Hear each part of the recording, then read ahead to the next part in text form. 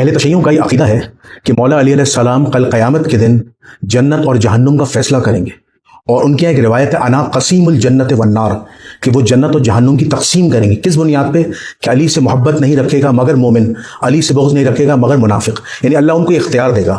اور پھر وہ ہماری کتابوں سے، جو امام احمد بن حنبل کی کتاب ہے مناقب حملیہ، اس کی روایت پیش کرتے ہیں، غالباً شاید وہ خود ساختہ روایت ہے، لیکن وہ پیش کرتے ہیں کہ امام شافعی اور امام احمد بن حنبل بھی قسیم الجنت والنار کے قائل تھے۔ دیکھیں اس طرح کا عجیب و غریب عقیدہ تو ہم رسول اللہ کے حق میں بھی ماننے کے لیے تیار نہیں۔ سورہ الزمر میں اللہ تعالیٰ نے واضح فرمایا کہ اے نبی، جن کے لیے جہنم واجب ہو چکی ہے، کیا تم انہیں آگ سے بچا لو گے جہنم کی؟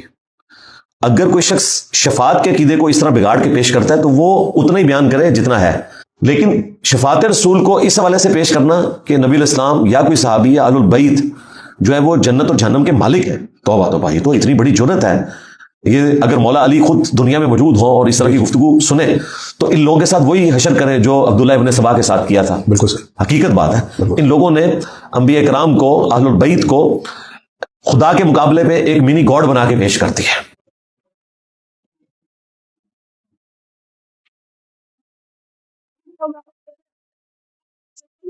علی علیہ السلام کو مخاطب کر کے ارشاد فرمایا، اے علی، تیری وہ ذات ہے، تو ہی وہ قاسم ہے، تو ہی حشر کے دن وہ جو حل عطا کا حدیث الغاشیہ، وہ جو ڈانپ لینے والی، لپیٹ لینے والی قیامت ہے، اس دن تیری وہ ذات ہے، تو ہی لوگوں کو جنت میں بھیجے گا اور تو ہی لوگوں کو جہنم میں بھیجے گا۔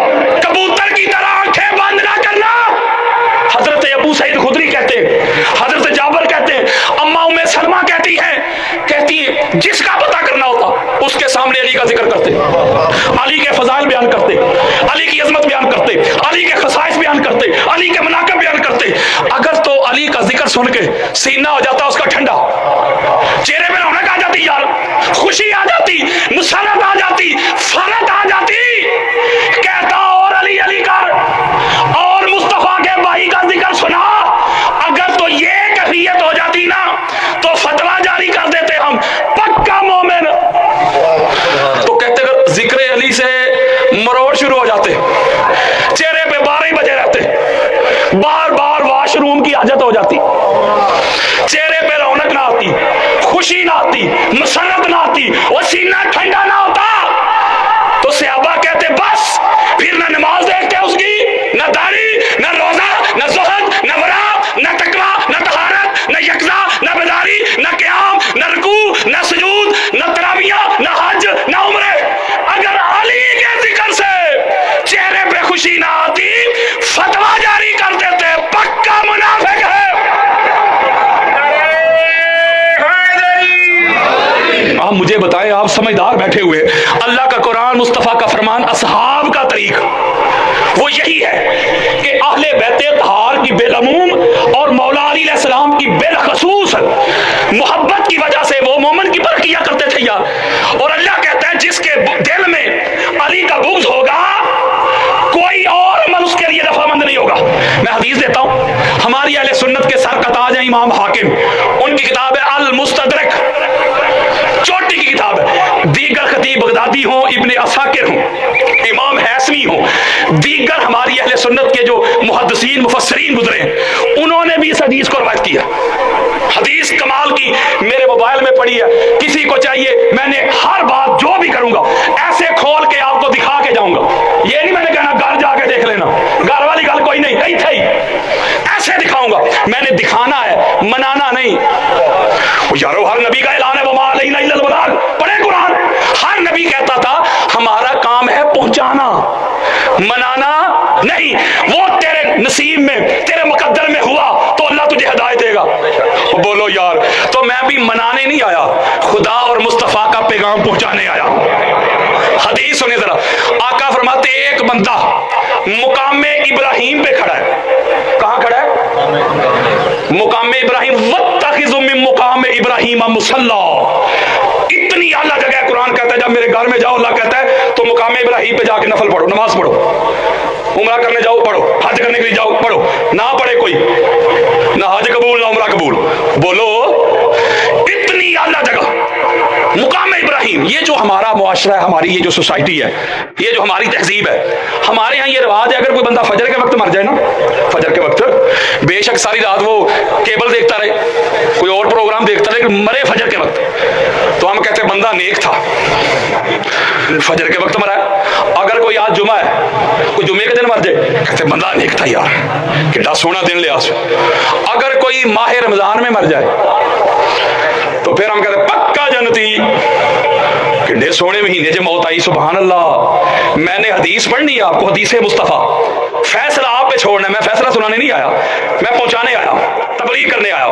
میں نے حدیث پڑھنی ہے، فیصلہ آپ کیجئے گا کہ کہاں فجر کا وقت، کہاں جمعے کا دن، کہاں ماہ رمضان، اور کہاں مقام ابراہیم۔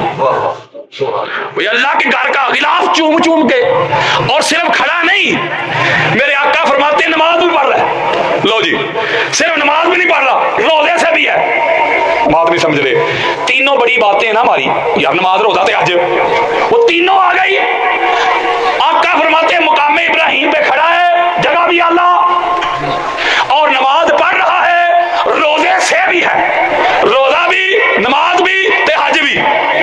لو جی، ادھر ہی مر گیا، نماز پڑھتے ہوئے روزے کی حالت میں اللہ کے گھر کا غلاف چومتے چومتے ادھر ہی مر گیا۔ ایک بات سمجھانے لگا ہوں، کسی کا نام ہو تو غصہ نہ کیجیے گا۔ فرض کریں محمد بشیر اور محمد نذیر گئے حج کرنے کے لیے، دو بھائی، اب وہ مقام ابراہیم پہ دونوں بھائی نا نماز پڑھ رہے تھے روزے کی حالت میں، ایسے نماز پڑھ رہے تھے، روزے سے بھی تھے، نماز پڑھتے ہوئے روزے کی حالت میں کعبے کا غلاف چومتے چومتے دونوں ادھر ہی مر گئے۔ جب ادھر ہی مر گئے تو پیچھے پاکستان میں ٹیلی فون آ گیا، وہ یارو محمد بشیر اور محمد نذیر مقام ابراہیم پہ روزے کی حالت میں نماز پڑھتے ہوئے اللہ کو پیارے ہو گئے۔ جب پاکستان میں ٹیلی فون آ گیا، لو جی مولوی صاحب نے چار چار جمعے پڑھا دینے نے بشیر تے نذیر دی شان تے۔ نہیں سمجھ رہے میری بات؟ مولوی صاحب نے کہنا ہے سبحان اللہ، او کیا قسمت پائی، الحمدللہ، کہو سبحان اللہ، اللہ کے گھر میں موت آئی، خانہ کعبہ کا غلاف چومتے چومتے، کیا مقدر ہے؟ غلط کہہ رہا ہوں حضرات؟ قال رسول اللہ صلی اللہ علیہ وآلہ وسلم من سعیدہ بین رکن والمقام فصلی وسام ثم مات وہو مبغض لأہل بیت محمد دخل النار۔ اے علی کے منکرو، کانوں کی کھڑکیاں کھول کے سنو، آنکھوں سے حسد، بغض، اناد، کینہ، عداوت کے پردے ہٹا کے سنو۔ میرے آقا فرماتے ہیں ایک بندہ مقام ابراہیم پہ کھڑا ہے، صرف کھڑا نہیں، نماز پڑھ رہا ہے، صرف نمازی نہیں، روزے سے بھی ہے، ادھر ہی نماز پڑھتے ہوئے مر گیا، روزے کی حالت میں مر گیا، خانہ کعبہ کا غلاف چومتے چومتے مر گیا۔ لیکن جب مرنے لگا دل میں علی کا بغض تھا، علی کا ذکر سن کے چہرے پہ رونق نہیں آتی تھی، خوشی نہیں آتی تھی، مسرت نہیں آتی تھی، سینے میں ٹھنڈ نہیں پڑتی تھی۔ خانہ کعبہ کا غلاف چومتے ہوئے، نماز پڑھتے ہوئے، روزے کی حالت میں مر گیا، فرشتوں نے اٹھایا، گھمایا، جہنم میں پھینک دیا۔ اب میں آپ سے پوچھتا ہوں، آپ بڑے پڑھے لکھے ہیں، میں آپ سے ایک سوال کرتا ہوں، آپ سمجھدار پڑھے لکھے میرے بزرگ، میرے سر کا تاج، سادات کے قدم چوم کے پوچھتا ہوں، اس بندے کے پاس نماز نہیں تھی؟ بولو یار، روزہ نہیں تھا، نماز بھی تھی نا، روزہ بھی تھا، جگہ دیکھو مقام ابراہیم، ایک ہی چیز نہیں تھی نا، وہ یار حب اہل بیت نہیں تھی، اہل بیت کی محبت، مودت، تعظیم، توقیر نہیں تھی، ذکر اہل بیت سے سینہ ٹھنڈا نہیں ہوتا تھا، باقی اعمال تھے تو نہ نماز کام آئی، نہ روزہ، نہ حج۔ تو یہی بات میں کہہ رہا ہوں، نماز کام کی، روزہ کام کا، حج کام کے۔ میں ادھر سے نکل کے جاؤں، مولوی صاحب کے، قاضی صاحب کہہ کے نماز کی لوڑ ہی کوئی نہیں، اور میں کہتا ہوں نماز بڑی کام کی، لیکن کام کی تب ہے جب حب اہل بیت آئے، وہ روزہ بڑا کام کا